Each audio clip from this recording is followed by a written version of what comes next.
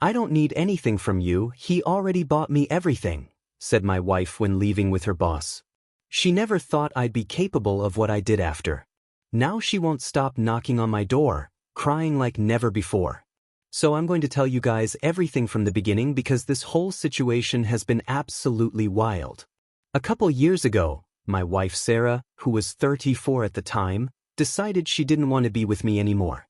I was 36 and completely head over heels in love, so I never saw what was coming. We'd been married for 4 years and honestly I thought we were happy. Sure, we had our disagreements like any normal couple, but I never suspected she could do something like this. I remember perfectly when she came home from work that afternoon with this weird expression that immediately made me nervous. She stood in front of me, looked me dead in the eye, and dropped the bomb. She'd been seeing another man for a while, didn't feel anything for our marriage anymore, and needed to find new horizons. Those new horizons had a name: her boss at work, this businessman who was loaded with cash. The guy owned a tech company and his monthly income was what I made in 2 full years. I felt like the floor opened up beneath me. I work as a freelance graphic designer, and while my income wasn't extraordinary, I always thought we had enough to live comfortably. We had a simple house in the suburbs of Austin, Texas. We weren't swimming in money, but we weren't struggling either. But for her, that had become insufficient. Her boss had been winning her over with expensive gifts, dream getaways, and promises of a more glamorous life. That same night she told me she wanted a divorce and revealed she already had legal counsel. Everything was calculated, her stuff was packed, and before dawn she was gone from our home. She didn't even let me process what was happening. The most painful part wasn't the abandonment itself, but how coldly she acted, without considering the emotional impact it would have on me. Throughout the legal process, she didn't claim anything at all. She gave me the house, the car, and even walked away from our dog, which confused me because she loved him so much. Later I found out her new partner had already gotten her a luxury apartment in downtown Dallas. She didn't need anything from our shared assets because, in her own words, life with him beats anything you could ever offer me. That phrase still echoes in my head. The first few months were devastating. My confidence was destroyed and I constantly questioned where I had failed. However, gradually I started recovering. I threw myself into work projects, reconnected with friends I'd neglected, and began prioritizing my physical and emotional well-being. Therapy was crucial in this process. Time passed and although the wound persisted, I learned to live with it. Meanwhile, my ex was enjoying her new reality with the businessman. Her social media posts showed luxury cars, exclusive dining experiences, and tourist destinations I'd never even heard of. It was inevitable to feel resentment and jealousy, but I tried not to pay attention. Then something completely unexpected happened. A distant relative, specifically my grandfather's brother who I'd barely had any relationship with, died suddenly and named me as the sole beneficiary of his estate. The reason? He had no children or spouse and, according to his lawyer, I was the only family member who had maintained any kind of communication with him. His legacy completely transformed my life, a multi-million-dollar sum and multiple properties, including a spectacular mansion in Dallas. My first reaction was total disbelief. I assumed it was some kind of mistake or scam, but it was completely legitimate. With these resources, I decided to make significant changes to my lifestyle. I put my old house up for sale and started real estate investments following my lawyer's advice, who guided me toward properties with high appreciation potential. By sheer coincidence, one of the available properties was precisely the residential complex where my ex and her partner lived. It was an exclusive development, and although I initially hesitated, my advisor convinced me it represented an excellent investment opportunity. So I proceeded with the purchase without considering the personal ramifications. What I didn't know then was that this acquisition would dramatically alter the situation between them. It turned out the businessman was facing serious financial difficulties. Despite maintaining high income, he had accumulated enormous financial commitments. When their lease concluded, they couldn't renew it because I, as the new owner, decided not to extend it. My intention wasn't to harm them, I simply planned to sell the property. This event marked the beginning of their downfall. Alright, let me continue with what happened next.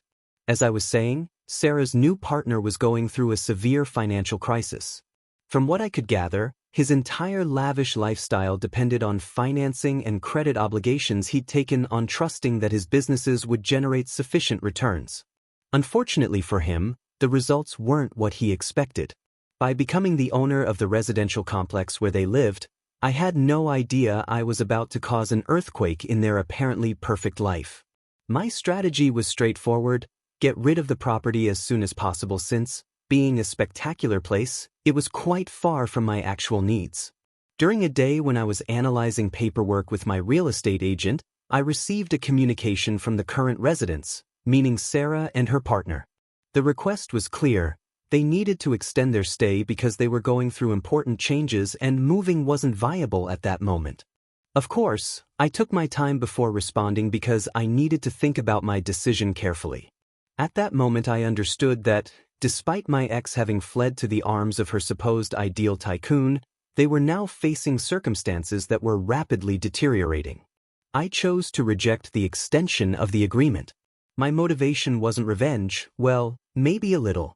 Mainly I was executing my goal of selling the property. Although I must admit I experienced some satisfaction knowing my decision would cause them complications. The following days were fascinating, to be honest. Sarah started reaching out to me. Initially they were short texts like "I hope we can talk soon" or "I have something urgent to tell you." I ignored them completely. I wasn't interested in exchanging words with her. Then the communications intensified: "Please, I need your help and this is critical." At that point I didn't know what kind of crisis she might be going through, but curiosity got the better of me and I ended up agreeing to hear her explanations. The day of the meeting she showed up at my house, though she didn't look like the person I knew. Her air of superiority, that confident expression, everything had vanished. Now I saw someone anxious, with obvious signs of having cried extensively. Her clothing was modest, totally opposite to the expensive outfits she wore during her previous relationship. "How can I help you?" I asked, trying to maintain neutrality in my voice. "It's you I need," she blurted out suddenly, as if that statement could repair all the damage. I confess she left me speechless. How dare she think that phrase would have any effect after her actions?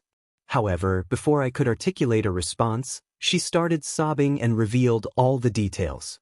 It turned out her partner had abandoned her. From what I understood, when he found out they wouldn't continue in the exclusive apartment due to my decision to sell it, their relationship deteriorated considerably. The luxurious life he had guaranteed her became unsustainable, causing constant arguments. Finally, he concluded that the most convenient thing was to end it because, in his own words, she had stopped being a profitable investment. Can you believe it? The same individual for whom she left me was now discarding her like a defective item.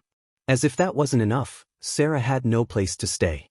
After the abandonment, she sought refuge among acquaintances and relatives, but considering most knew about her behavior during our separation, everyone denied her assistance. She was absolutely helpless, without financial resources, unemployed and homeless. That's why she had come to me. "I can't imagine my level of regret," she said, crying. "I made the biggest mistake of my life." I listened without interrupting.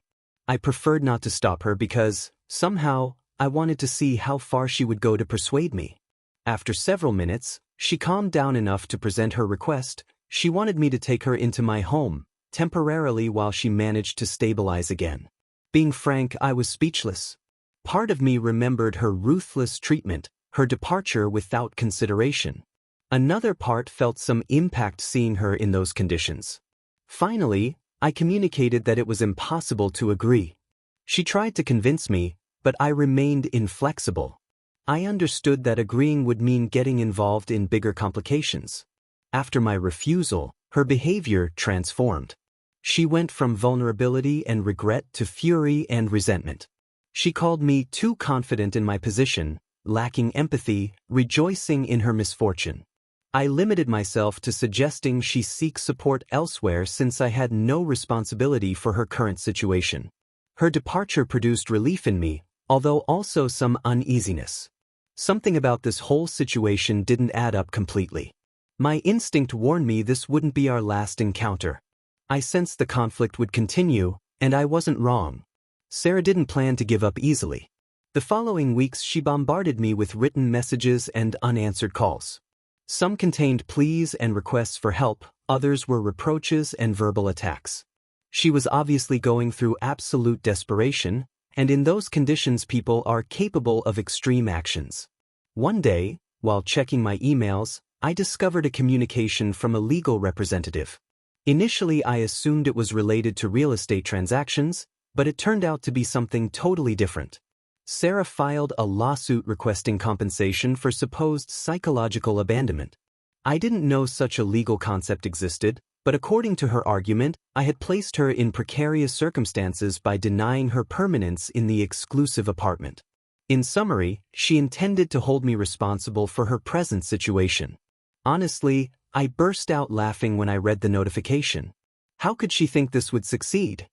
She lacked legal foundation for her claims, and any competent professional would have warned her. Although I imagine her desperation led her to find someone who would accept the case. Anyway, I contacted my legal representative to ensure this wouldn't escalate unnecessarily.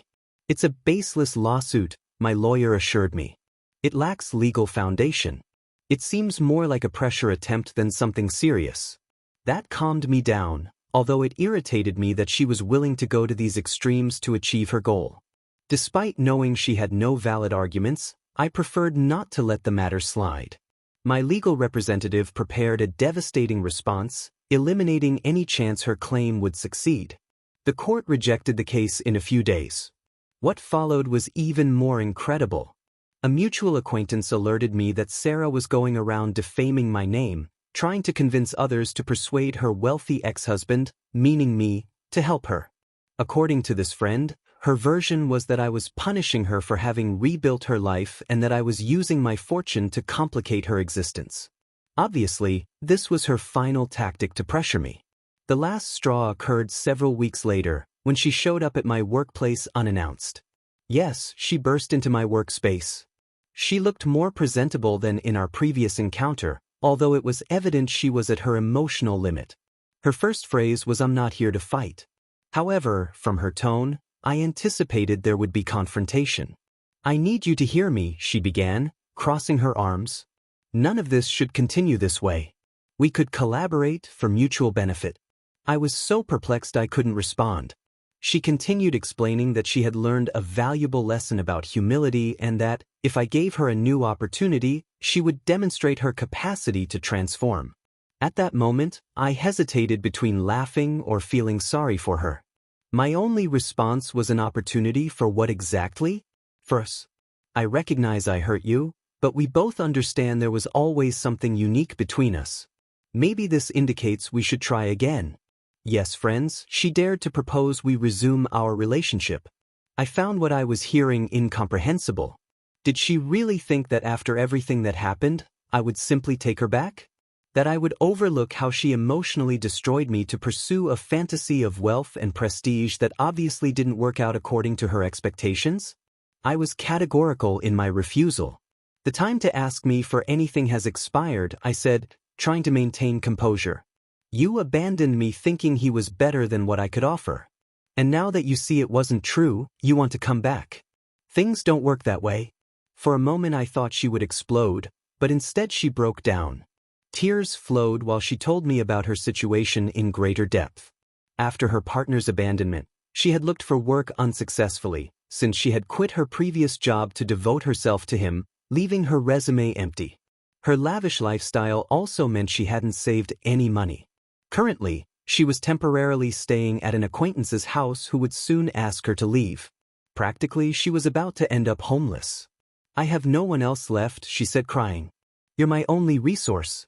I watched her experiencing a combination of pity and indignation. Certainly, seeing her in that state was regrettable, but it was also the direct consequence of her choices. It wasn't my job to solve the conflicts she herself had created. "I can't help you," I declared finally. "I wish you well, but this is beyond my responsibility." She tried to object, but I remained inflexible. Eventually she understood I wouldn't change my mind and left, slamming the door. Despite some remorse, I knew my decision was correct. Helping her wouldn't solve anything and would probably bring me more complications. That evening, I meditated on everything that had happened since our separation. It had been a journey with many ups and downs, but for the first time in quite a while, I felt I controlled my destiny. I didn't know her future plans, but one thing was certain: my past history had lost influence over me. Several days passed after her theatrical appearance at my work, and I assumed it would be my last contact with her. I was completely wrong. The subsequent events revealed that Sarah would do anything to re-enter my life. One evening, while enjoying a peaceful dinner at home, my phone started vibrating incessantly. It was a mutual acquaintance. When I answered, I perceived anguish in his tone. "Did you see your ex's post online?" he asked. "No, what's happening?" I replied, confused. "It's delicate. Better check it yourself." I accessed her social media immediately. I found an extensive melodramatic post where she narrated how her ruthless ex-husband had amassed a fortune and was leaving her in poverty, refusing to help when she needed it most. She added a picture of our dog, apparently seeking to generate empathy. The content was full of blatant lies, claiming I had prevented her from sharing custody of our pet and that I was using my wealth to publicly shame her. As a final touch, she suggested I was the real culprit for her circumstances because I hadn't supported her development during our marriage. I was stunned. I seemed to be looking at a totally different person from the one I knew long ago. How was she capable of fabricating such nonsense and exposing it publicly? I quickly understood her strategy. It was a desperate maneuver to obtain compassion, perhaps even to publicly coerce me and get something. But this time I wouldn't remain passive. I contacted my legal representative and showed him the posts. After a brief conversation, we agreed to send her a formal notification demanding she remove the content and cease the defamation. The document warned that, if she persisted, we would initiate legal action for slander. I prefer not to involve lawyers in personal matters, but I considered it fundamental to establish limits. If I had learned anything during these months, it was that allowing her to infiltrate again would only give her more control. During the following hours, I watched as the posts gradually disappeared from her platforms. No apologies or clarifications, just silence that I perceived as a modest victory. However, I sensed this hadn't concluded. With someone so unpredictable, there's always a next move. A week later, the unthinkable happened. My lawyer contacted me again, this time with incredible information. Sarah had decided to cease her fight. She signed documentation renouncing any claims against me. Additionally, she was closing all legal avenues that might allow her to interfere later in my life. According to my representative, this behavior was unusual, especially considering her previous conduct. "I don't understand," I said, still skeptical what motivated her change. "She probably understood she wouldn't get anything," my lawyer replied. "Or maybe she found another target."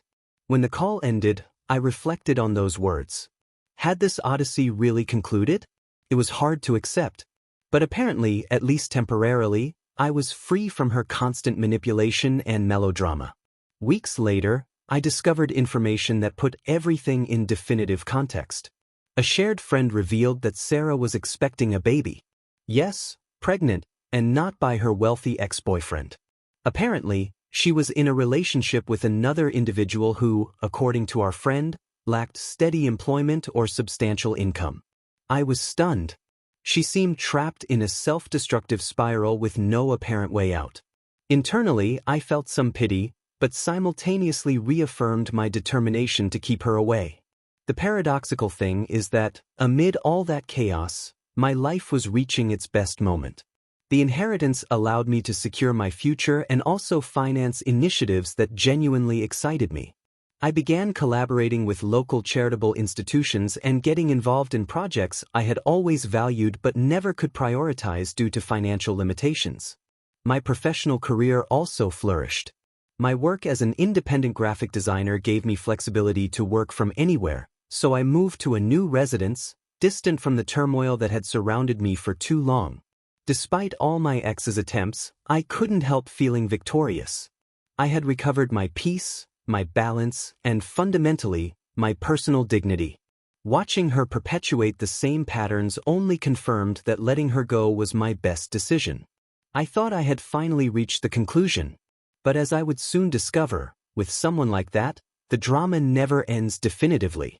Precisely when I assumed her chapter had concluded permanently, the final twist of this story emerged.